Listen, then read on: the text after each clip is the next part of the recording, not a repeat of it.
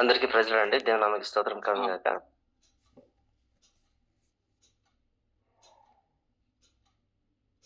Kumar brother. Brother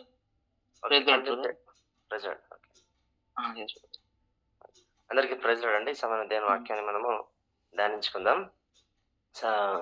ప్రసంగి గ్రంథం 3వ అధ్యాయము మొదటి 4 వచనాలు మనము చదువుకొని దేవుని వాక్యాన్ని ధ్యానించుకుందాం. దయచేసి ఎవరైనా తెలుగులో చదివితే అనుకూలమవుతుందండి.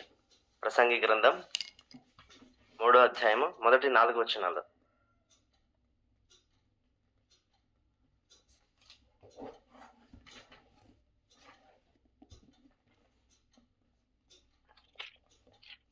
నేను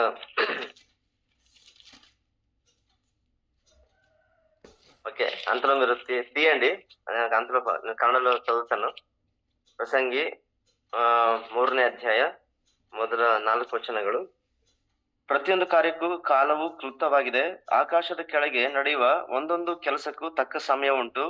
ಹುಟ್ಟುವ ಸಮಯ, ಸಾಯುವ ಸಮಯ, ನಡೆಯುವ ಸಮಯ, ನೆಟ್ಟದ್ದನ್ನು ಕಿತ್ತು ಹಾಕುವ ಸಮಯ, ನೆಡುವ ಸಮಯ, ನೆಟ್ಟದ್ದನ್ನು ಕಿತ್ತು ಹಾಕುವ ಸಮಯ, ಕೊಲ್ಲುವ ಸಮಯ, ಸ್ವಸ್ಥ ಮಾಡುವ ಸಮಯ, ಕೆಡವಿ ಬಿಡುವ ಸಮಯ, ಕಟ್ಟುವ ಸಮಯ, ಅಳುವ ಸಮಯ, ನಗುವ ಸಮಯ, ಗೋಳಾಡುವ ಸಮಯ, ಕುಣಿದಾಡುವ ಸಮಯ, ಕಲ್ಲುಗಳನ್ನು ಚೆಲ್ಲುವ ಸಮಯ, ಕಲ್ಲುಗಳನ್ನು ಕೂಡಿಸುವ ಸಮಯ, ಅಪ್ಪುವ ಸಮಯ, ಅಪ್ಪದಿರುವ ಸಮಯ, ಗಳಿಸುವ ಸಮಯ, ಕಳೆಯುವ ಸಮಯ, ಕಾಪಾಡುವ ಸಮಯ, ಬಿಸಾಡುವ ಸಮಯ, ಅರಿಯುವ ಸಮಯ, ಒಲಿಯುವ ಸಮಯ, ಸುಮ್ಮನಿರುವ ಸಮಯ, ಮಾತಾಡುವ ಸಮಯ, ಪ್ರೀತಿಸುವ ಸಮಯ, ದ್ವೇಷಿಸುವ ಸಮಯ, ಯುದ್ಧದ ಸಮಯ, సమాధానದ సమయ, అంటూ ಒಂದೊಂದು కాలకు తక్క సమయం ఉంటూ. దయచేసి చదువుతారండి తెలుగులో.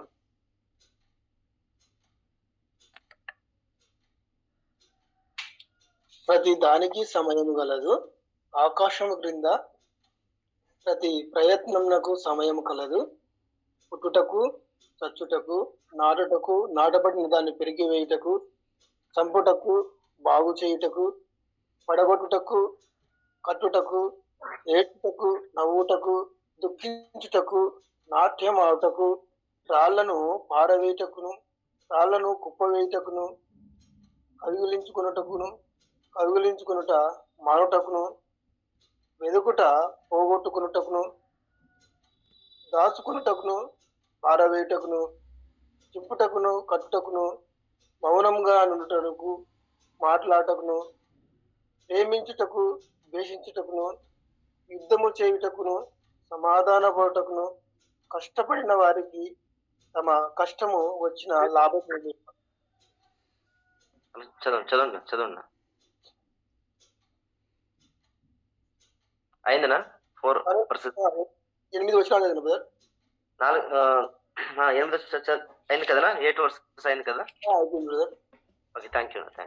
చిన్న ప్రార్థన అండి. ప్రార్థనతో దేని వాక్యం ధ్యానించుకుందాం. ప్రేమ నమ్మకం మా ప్రియ పరలోక గొప్ప తండ్రి, మా గొప్ప దేవ సజీవుడేసయ్యా, మాలో ఎటువంటి గొప్పతనం లేదయ్యా. అవును, ప్రతిదానికి మీరు సమయం ఉంచినారు. అవును ప్రభు, లోకం తండ్రి మమ్మల్ని జన్మించేశారు. ఇదంతా కూడా ప్రభా నీ ప్రణాళిక, నీ చిత్తం, మీ సంకల్పం నాయన. ప్రభా కొద్దిసేపు స్వామిని వాక్యం ధ్యానించబోతుండగా మీరు మాతో మాట్లాడమని, మాతో నడిపించమని, వితబడి మాట ప్రభు మా ప్రతి ఒక్కరి జీవితం నూరంతరకు ఫలింపచేయమని మా ప్రియ ప్రభు రక్షకుడైన యేసు ప్రభు నామమున ప్రార్థించి వేడుకను పొందిన మా ప్రియ పరలోకపు తండ్రి, ఆమేన్. దేవునికి స్తోత్రం అండి. అందరికీ ప్రభు పేరిట వందనాలు. సో దేవుని లేఖన భాగంలో మేము చదువుకున్న ప్రకారంగా అక్కడ చూస్తున్న ప్రతి దానికి కూడా సమయం ఉంది. సో ఏ విషయం అని అక్కడ మనం గమనించినట్లయితే, భూమి మీద జరుగు ప్రతి కార్యములకు సమయం ఉంది అని రాస్తూ, ఆ సమయాన్ని ఏ విధంగా ఉంటుందో అంటే ఒకవైపు పాజిటివ్, ఒకవైపు నెగటివ్, ఈ విధంగా ఈ ప్రసంగి భక్తుడు అంటే మన సొలొమోన్ మహారాజు గారు ఈ విధంగా సమయాన్ని ఆయన డివైడ్ చేసినట్టు చూస్తున్నాం.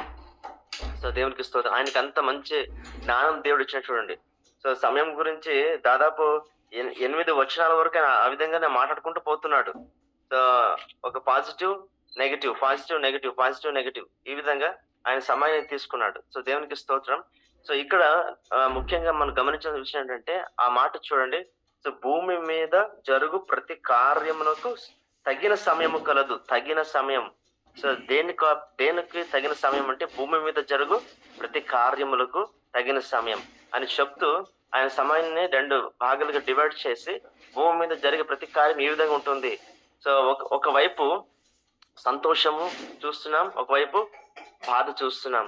సో కట్టుట సమయం ఉంది, కట్టిన దానికి పెరికి వేయుటకు సమయం ఉంది. సో పుట్టుటకు సమయం ఉంది, అదే విధంగా చనిపోవటకు సమయం ఉంది.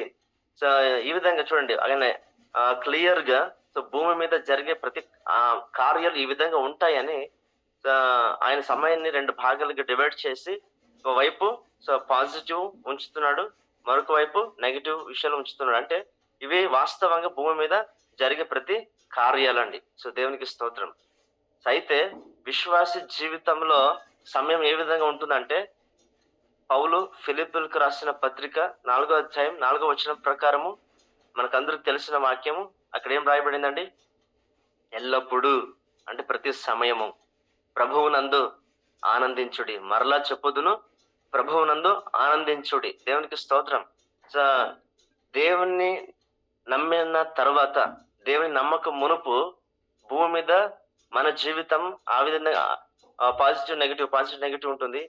అంటే దేవుని నమ్మిన తర్వాత మన జీవితంలో పాజిటివ్ నెగిటివ్ అది శారీరకంగా ఉంటుందండి, లేదని చెప్పను. అయితే ఆత్మీయంగా వస్తే నిజంగా మనం దేవునిలో ఉన్న వారం అయితే గిన, దేవునిని కలిగిన వారం అయితే గిన మనకు ఒకే సమయం.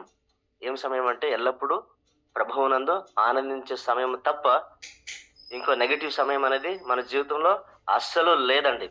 దేవునికి స్తోత్రం. ఇది ఏ విధంగా ఉంటుందంటే మన యొక్క విశ్వాసం బట్టి ఉంటుంది. దేవుని మీద మనం ఎంతగా ఆనుకున్నామో, ఎంతగా దేవుని మీద మనము లోతుగా ఏరుపారి ఉన్నామో దాన్ని బట్టి ఉంటుందండి. ఇది ఒక మాటలో చెప్పాలంటే యేసుప్రభు చెప్పిన ప్రకారంగా చెవు కలిగిన వాడు వినును గాక అంటే అర్థం చేసుకునే మనస్సు ఉన్న వాళ్ళు అర్థమవుతుంది అని అక్కడ యేసే అంటున్నాడు. దేవునికి స్తోత్రం. విభేదించగలిగితే ప్రతి విషయం కూడా మనం విభేదించవచ్చు. అయితే విశ్వాసం ఒక అంటే విశ్వాస దృష్టి మనకు ఉంటే గిన, విశ్వాసపు నేత్రాలు, విశ్వాసపు అండర్స్టాండింగ్ మనలో ఉంటే గిన మనకు ఉండేది ఒకే సమయం. సో ప్రభునందు ఎల్లప్పుడూ ఆనందించే సమయం తప్ప మరొక సమయం లేదండి. సో దేవునికి స్తోత్రం. ఇది ఒక ఆత్మీయ సత్యాంశము, ఆత్మీయ ఏమంటారు, ఆత్మీయ ఒక విలువతో కూడిన విషయం అండి. సో దేవునికి స్తోత్రం కనుక మన ధ్యానాంశంలో అదేవిధంగా మనము ముందుకు వెళ్ళినట్లయితే దేవునికి స్తోత్రం. అయినా సో దేవుడు సో ఈ టైం బౌండింగ్ అనేది మనిషికి పెట్టినాడండి. సో అయితే దేవుని విషయానికి వస్తే దేవునికి టైం బౌండింగ్ అనేది అసలు లేనే లేదు. సో ఇదే దేవుణ్ణి మనిషిని వేరుపరిచే ప్రధానమైన విషయం. మనము టైం ఫ్రేమ్లో పనిచేస్తాం, మనకి టైం బౌండింగ్ అనేది ఉంది. దేవునికి టైం బౌండింగ్ అసలు లేదు. అయినప్పటికీ కూడా ఆయన తాను ఆ టైం ఫ్రేమ్లో తను ఉంచుకొని పనిచేస్తాడు.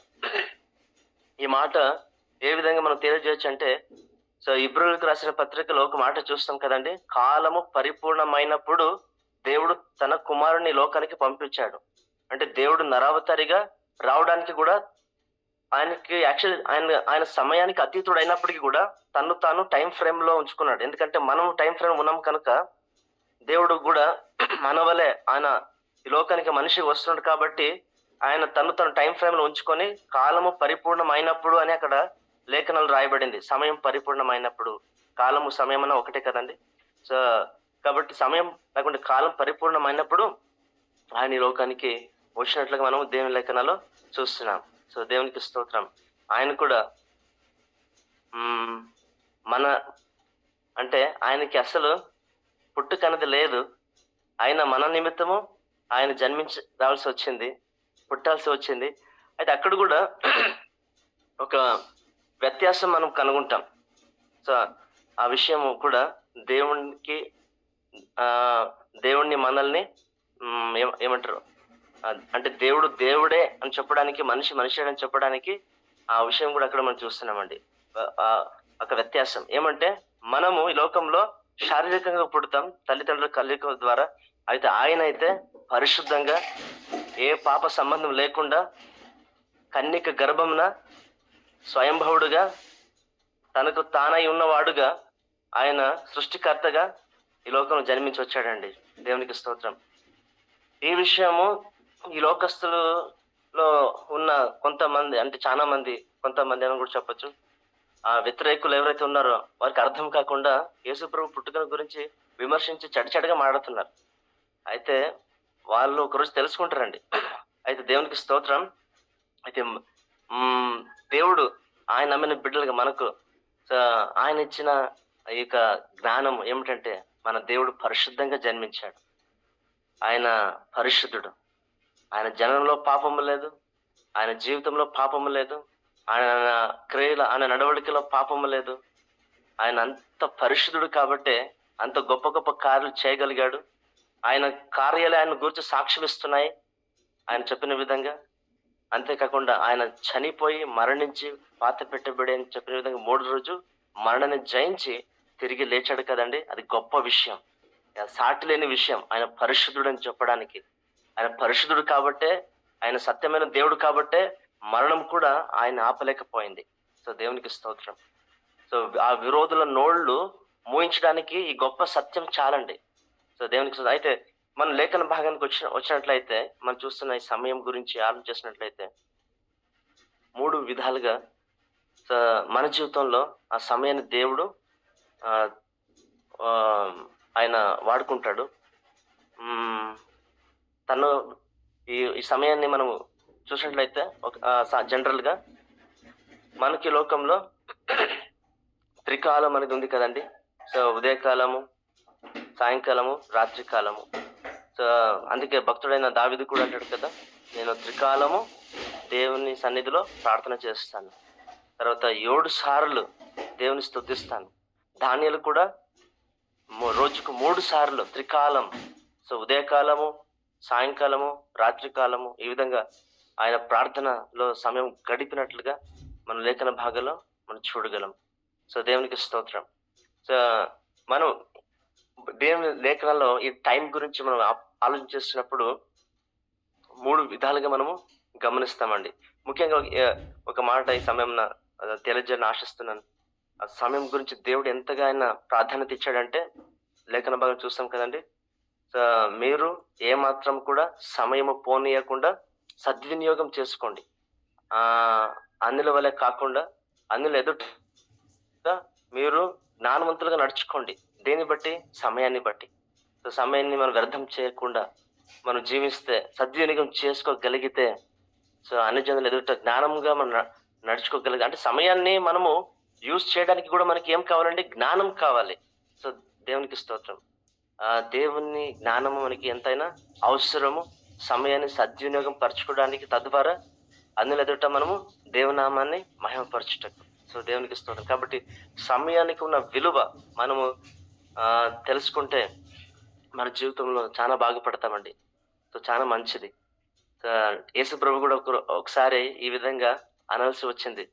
ఆ రోజు కానా పెళ్లి వివాహం విందులో ద్రాక్షరసం కొద్దిగా ఉన్నప్పుడు, అయిపోతున్నప్పుడు, ఆ కొరతలో మరియమ్మ వచ్చి, యేసు ప్రభు తల్లి మరియమ్మ వచ్చి ఈ విధంగా ఉంది అయ్యా, అక్కడ ద్రాక్షరసం కొద్దిగా ఉంది అంటే, అప్పుడు యేసయ్య ఏమన్నాడు? ఆయన చూడండి, ఆ ఒక మాట మరియమ్మ కూడా ఎక్స్పెక్ట్ చేయలేదు. యేసుప్రభు ఆ విధంగా అంటాడని. ఏమని? అమ్మా, నా గొడవ ఎందుకు, ఇంకా నా సమయం ఇంకా రాలేదు అంటాడు కదా. అమ్మా, నా సమయం ఇంకా రాలేదు. అయితే అక్కడ మరియమ్మ భౌతిక విషయం గురించి మాట్లాడుతూ ఉంటే, యేసయ్య ఆన్సర్ చూడండి, రిప్లై చూడండి. ఆయన ఆత్మీయంగా మాట్లాడుతున్నాడు. సో అమ్మ, నా సమయం ఇంకా రాలేదు. సో దేవునికి స్తోత్రం. అంటే అక్కడ యేసు ప్రభు మనకి ఏమని సూచిస్తున్నాడంటే, చూడండి, మన జీవితంలో సమయాన్ని సద్వినియోగం చేసుకోవాలా. ఆ జ్ఞానము ఎక్కడి నుంచి దొరుకుతుంది? దేవుని దగ్గర నుంచి దొరుకుతుంది. అంటే మనం ఎప్పుడైతే ఆత్మీయంగా ఉంటామో, ఆత్మీయ జ్ఞానము కలిగి, లేకుంటే అవేర్నెస్ మనం కలిగి ఉంటామో, తప్పకుండా జ్ఞానం దొరుకుతుందండి. ఆ సమయం గురించిన జ్ఞానం దొరుకుతుంది. చూడండి, అక్కడ యేసు ఇచ్చిన రిప్లై చూడండి ఎట్లా ఉంది. అసలు ఏ మనిషి కూడా ఎక్స్పెక్ట్ చేయడు ఆ విధంగా యేసు ప్రభు రిప్లై ఇస్తాడని. ఆయన, అమ్మ, నా సమయం ఇంకా రాలే అంటున్నాడు. సో అక్కడ మరియమ్మ తల్లి, అక్కడున్న వాస్తవమైన విషయం, పరిస్థితి గురించి, లోకంలో జరిగే పరిస్థితి గురించి మాట్లాడుతూ ఉంటే, ఆయన తాను చేయబోతున్న కార్యం గురించి ఆత్మీయంగా మాట్లాడుతున్నాడు. అమ్మా నా సమయం ఇంకా రాలేదు. అంటే ఒక మాట మనకు ఆయన అక్కడ తెలియజేయాలని ఆశిస్తున్నాడు. ఏమంటే మనము ఆ ఆత్మీయ దృక్పథ కలిగే ప్రతి విషయంలో జీవించాలి. లోకంలో మన జీవితంలో జరిగే ప్రతి పరిస్థితుల్లో కూడా ఆత్మీయ దృక్పథం కలిగి ఎప్పుడైతే ఉంటామండి, ఫిలిప్పీ రాసిన పత్రిక 4వ అధ్యాయం, పౌలు రాసిన ఆ ఫిలిప్పీ రాసిన పత్రిక 4వ అధ్యాయం 4వ వచనం మన జీవితం నెరవేరుతుంది. ఎల్లప్పుడూ కూడా ప్రభువునందు ఖచ్చితంగా మనము ఆనందించగలం. బాధలో అయినా, ఇబ్బందులో అయినా మనకి చాలా ప్రశ్నలు ఉంటాయి కదండి, తెలియని ప్రశ్నలు. అంటే సందిగ్ధమైన పరిస్థితులు, తోచని విషయాలు, అబౌట్ అవర్ ఫ్యూచర్. సో ఎట్లా రేపు నా భవిష్యత్తు, నా పిల్లల భవిష్యత్తు ఎట్లా అనే ఒక ప్రశ్న ఉంటుంది కదండి. సో అది ఏమైనప్పటికీ కూడా ఖచ్చితంగా నువ్వు ఆనందించగలవు. ఖచ్చితంగా మనం ఆనందించగలం. ప్రభులో ఆ సత్యం తెలుసుకుంటే ఆనందించగలం. ఆ ఆత్మీయ దృక్పథ మనకి చాలా ఇంపార్టెంట్ అండి. కాబట్టి సో మన జీవితంలో మనము ఆనందంగా ఉండాలంటే ప్రతి పరిస్థితిలో చూడండి, ఒక ఎగ్జాంపుల్ నేను చెప్పి ముందుకు వెళ్తాను. ఆ రోజు 12 మంది వేగుల వారు కానాను దేశాన్ని వేగు చూడడానికి మోషే ద్వారా పంపబడిన వారు తిరిగి 40 days అయిన తర్వాత వచ్చారు కదండి. వచ్చి రిపోర్ట్స్ ఇచ్చినప్పుడు అక్కడ పాజిటివ్ రిపోర్ట్, నెగిటివ్ రిపోర్ట్ మనం చూస్తున్నాం.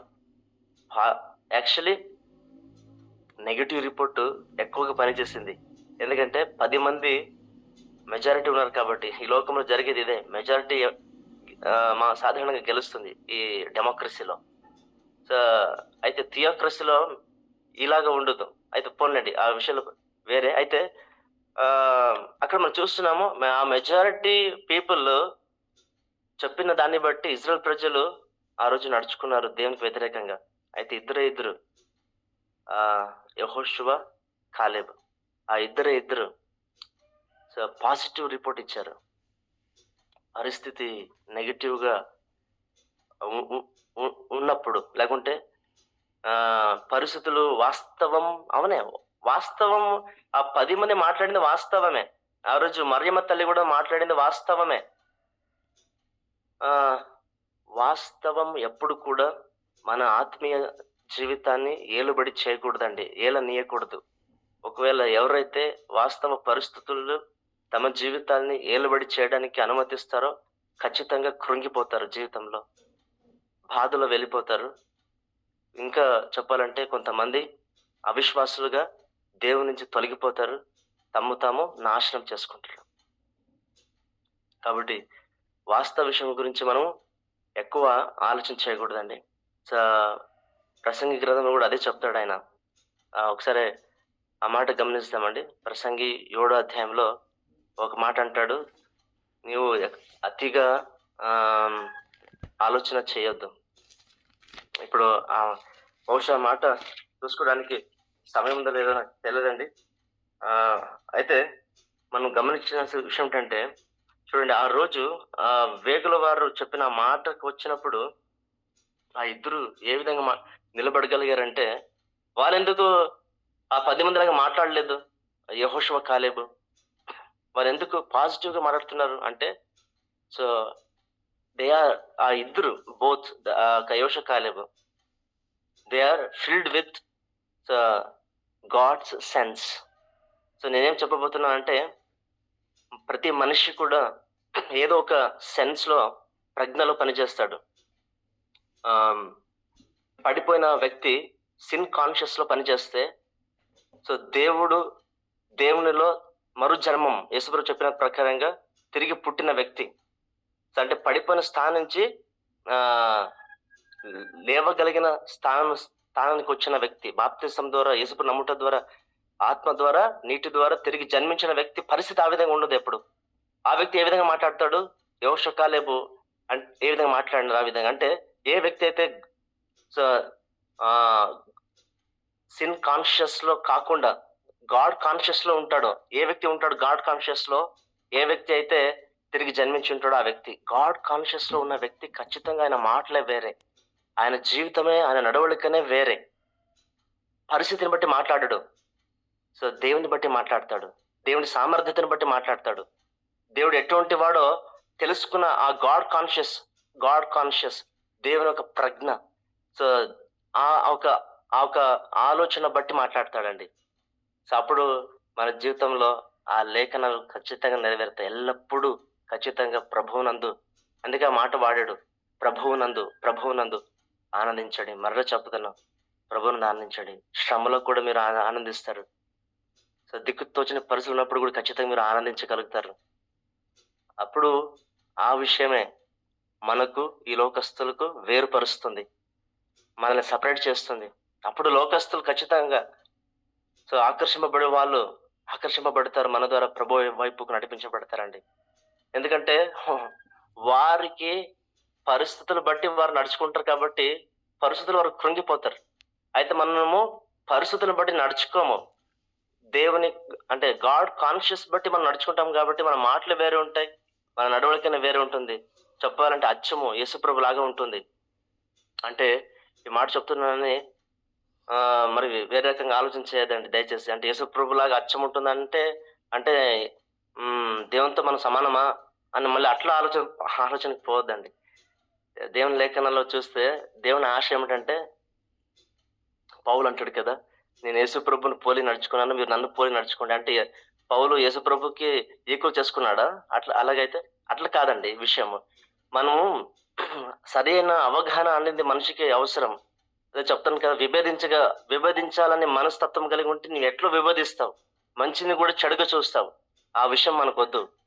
సో నేను చెప్పాలని ఆశిస్తున్నా అంటే, యాక్చువల్లీ యోహాను పత్రికలు కూడా ఒక మాట మనం చూస్తాం చూడండి. మొదటి యోహాను 3వ అధ్యాయము మీరు గమనించినట్లయితే అక్కడ ఒక మాట అంటాడు, యేసు ప్రభు ఇప్పుడు మనము దేవుని పిల్లలమై ఉన్నాము, ఆయన ప్రత్యక్షమైనప్పుడు ఏ విధంగా ఉంటామో ఇంకా మనకు ప్రత్యక్షపరచబడలేదు కాబట్టి మనకు తెలియదు. అయితే ఒక మాట అంటాడు ఆయన ప్రత్యక్షమైనప్పుడు ఆయన వలె ఉంటామంట, ఆయన పోలి ఉంటామంట, ఆయన లాగా ఉంటాం, అచ్చు యేసుప్రభు లాగా ఉంటామనే అక్కడ మాట్లాడుతున్నాడు. అంటే దేవుని ఆశ ఏమిటంటే ఆయన బిడ్డలు ఆయన పోలి ఉండాలి. అవునండి. సో ఒక తండ్రికి పుట్టిన బిడ్డలు తండ్రిని పోలి ఉంటారు కదా, ఆ పోలికలు చూడాలని ఏ తండ్రి అయినా తల్లి అయినా ఆశిస్తుంది కదా. సో మనకు తల్లి తండ్రిగా ఉన్న దేవుడు కూడా, సృష్టికర్త కూడా మనలో తన పోలికల్ని చూడాలని ఆశిస్తాడు.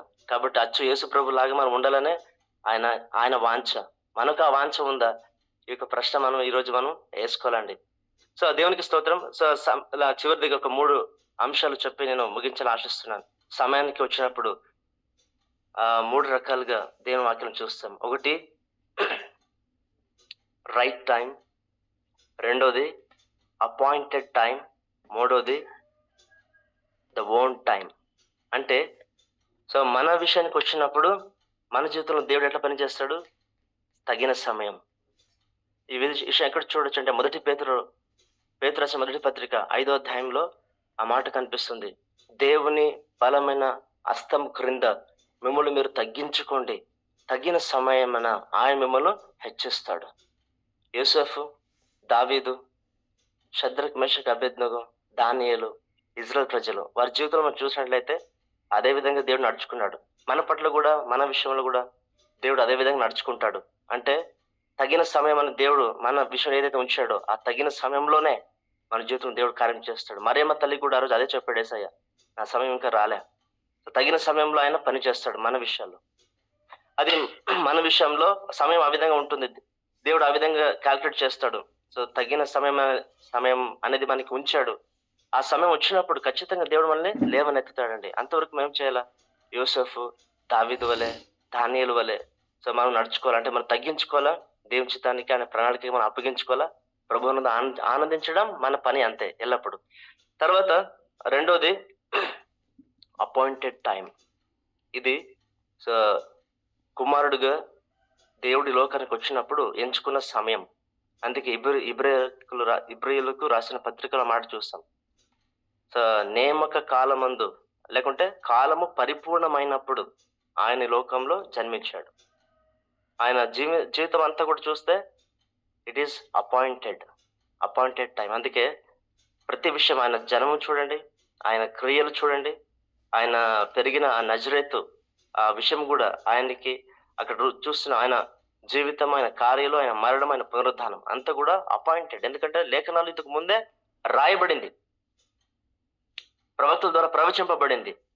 అపాయింటెడ్ టైం యేసు ప్రభుకు అపాయింటెడ్ టైం, ఆయన అపాయింటెడ్ టైం అలాగా ఆయన పనిచేశాడు. ఇంకొక మాట చెప్పాలంటే ఎవరైతే తిరిగి జన్మించి ఉంటారో వాళ్ళ జీవితంలో కూడా అపాయింటెడ్ టైం కూడా దేవుడు ఆ విధంగా పనిచేస్తాడు. మనకు అపాయింటెడ్ టైం దేవుడు ఎందుకంటే భక్తుడైన దావీదు అంటాడు, ప్రభువా నేను పుట్టక మునుపే నా గురించి ప్రతి విషయం కూడా నీ గ్రంథంలో లిఖించి ఉన్నావు, నా ఆయుష్కాలం అంతా కూడా లెక్కించినావు, నువ్వు లిఖించినావు. సో కాబట్టి దేవుని గ్రంథంలో మన జీవితంలో ఎప్పుడు ఏమేమి జరగాలో ఆయన లిఖించి ఉన్నాడండి. సో అయితే ఒక మాట చెప్పాలని ఆశిస్తున్నాను. మంచిగానే దేవుడు లిఖించినాడు. అయితే మనం అపాయింటెడ్ టైంను కోల్పోతున్నాం కాబట్టి మన జీవితంలో అది తెలుసుకోలేకుండా పోతున్నాం కాబట్టి కృంగిపోతాం, బలహీనంగా ఏర్పడతాం. నేను ఒక మాట చెప్తానండి. ఆ కానాను దేశము అనేది ఒక మాట వాగ్దానము పౌలు బాగా చెప్తాడు. కేవలము ఆ కాలేబు యెహోషువకి ఇద్దరికి మాత్రమే కాదండి, మొత్తం 6 లక్షల ప్రజలు ఎవరైతే ఇశ్రాయేలు ప్రజలు ఐగుప్తు వచ్చినారో వాళ్ళందరికీ దేవుడు వాగ్దానం ఉండింది. అయితే జరిగిన విషయం ఏంటంటే సిన్ కాన్షియస్ లో ఎవరైతే పని చేస్తారో మొత్తం కోల్పోయారు ఆ కానాను దేశాన్ని. ఎవరైతే గాడ్ కాన్షియస్ లో పని చేశారో, నమ్మినారో, మాట్లాడినారో వాళ్ళు స్వతంత్రించుకున్నారు. అంటే వాగ్దానము 6 లక్షల మందికి. ఒకవేళ 6 లక్షల మంది కూడా గాడ్ కాన్షియస్ లో వాళ్ళు పని చేసి ఉంటే, మాట్లాడి ఉంటే, నమ్మి దేవుని వాగ్దానం పట్టుకొని ప్రభు వైపు చూసింటే, ఆ దృక్పథం ఆత్మీయ దృక్పథం కలిగి ఉండింటే గిన 6 లక్షల మంది కూడా వెళ్ళిపోయేవారు. సో విషయం ఏంటంటే వారు సిన్ కాన్షియస్ లో పనిచేశారు, పడిపోయిన ఆ స్వభావంలో పనిచేశారు. పరిస్థితులు బట్టి వారు అంచనా వేశారు, మాట్లాడారు కాబట్టి వాళ్ళు కోల్పోయారండి. ఇది వాస్తవం, ఇది ప్రతి ఒక్కరి జీవితంలో జరిగే విషయం కూడా. మనం కూడా దేవుడు కీర్తన గ్రంథంలో భక్తుడు రాసిన ప్రకారము ఆయన పుస్తకంలో మన పుట్టక మునిపే అంత రాసి పెట్టాడు. ఏమని రాసి పెట్టాడు? అలాగైతే మంచిది జరగాలని రాసి పెట్టాడు. అది మనం పొందుకోవాలంటే so we have to work in God's conscious. So దేవుని ఆత్మీయ ప్రజ్ఞ కలిగి మనం పని చేస్తే ఆ మంచివంతా కూడా పొందుకుంటామండి. ఎందుకంటే మన దేవుడు అంత చాలా మంచి గొప్ప దేవుడు. సో దేవునికి స్తోత్రం. సో మన విషయంలో తగిన సమయం, యేసు ప్రభు విషయంకి వచ్చినప్పుడు అపాయింటెడ్ టైం, తండ్రి అయిన దేవుని విషయానికి వచ్చినప్పుడు ఓన్ టైం. అది ఎక్కడ చూస్తామండి అంటే అపొస్తలుల కార్యము 1వ అధ్యాయంలో మనము గమనించినట్లయితే 7వ వచనం అనుకుంటా, అక్కడ శిష్యులు అడుగుతారు కదా, ప్రభువా నీ రాజ్యం ఎప్పుడు స్థాపిస్తావు ఇశ్రాయేలు ప్రజల కొరకు, ఈ కాలంలో స్థాపిస్తావా అని అంత క్యూరియాసిటీగా అడిగితే యేసయ్య రిప్లై చూడండి ఏ విధంగా ఉంది. అది మీ ఆ విషయం తెలుసుకొనుట, ఆ సమయం గురించి తెలుసుకొనుట మీ పని కాదు. తండ్రి తన సొంత కాలం, సొంత నిర్ణయం ఆయన ఉంచుకున్నాడు తన చేతిలో. ఆ సొంత కాలం తండ్రిదే. ఈవెన్ కుమారుడికి కూడా తెలియదన్నాడు ఆయన ఒక సందర్భంలో సువార్తలో కదండి. ఆ సమయము దూతలకు తెలియదు, కుమారుడికి తెలియదు, తండ్రికి తప్ప అంటాడు. కాబట్టి సో దేవుడు ఆయన ఓన్ టైం, అది ఆయన టైం. ఆ పని అది ఆ టైం గురించి తెలుసుకుంటే అసలు మన పనే కాదన్నాడు ఆయన. కాబట్టి ఆ విషయం మన తల ఎప్పుడు చెడగొట్టకూడదు. యేసు ప్రభు ఈ డేట్ లో వస్తాడా, ఆ డేట్ లో వస్తాడా, లేకుంటే ఈ మంత్ లో వస్తాడు. చూడండి ఎంత ఈ విషయాలు యూట్యూబ్ లో చాలా మంది మాట్లాడుతూ కలవరం రేపుతున్నారు సంఘంలో. అది మన టైం అసలు కాదు, అది మన పనే కాదు. అది గాడ్స్ ఓన్ టైం.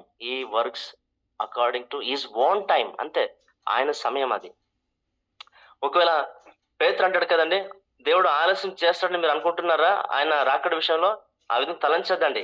ఎందుకంటే ఒకవేళ ఆయన ఆలస్యం చేసినా మీరు అనుకున్న ప్రకారంగా మీరు ఒకవేళ ఆలస్యం చేస్తున్నాడు అనుకుంటే కింద, ఎందుకు ఆలస్యం చేస్తున్నా అనుకుంటున్నారు? మనలో చాలా మంది సిద్ధపడలేదు. ఆయన రాకడ కోల్పోతామో అని మనం సిద్ధపడాలనే బహుశా మీ కొరకు ఆయన ఆలస్యం చేస్తాడని తలంచుకోండి. కాబట్టి మీరు సిద్ధపడండి అని హెచ్చరిస్తున్నాడు పేతురు సంఘానికి. సో దేవునికి స్తోత్రం కలుగును గాక.